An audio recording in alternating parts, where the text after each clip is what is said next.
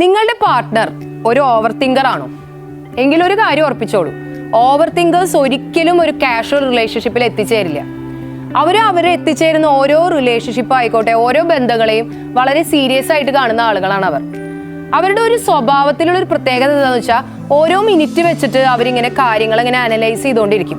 ഗ്യാപ്പുകൾ എന്തെങ്കിലും ഫില്ലാവാതിരുന്നാൽ, നമ്മൾ പറയുന്ന കാര്യങ്ങൾ അവർക്ക് റിലേറ്റ് ചെയ്യാൻ പറ്റാതിരുന്നാലൊക്കെ അവരിങ്ങനെ ക്വസ്റ്റ്യൻസ് ചോദിച്ചുകൊണ്ടേയിരിക്കും. മറുഭാഗത്തുള്ള വ്യക്തിക്ക് തോന്നുന്നത് എന്തൊരു സംശയരോഗിയാണ്.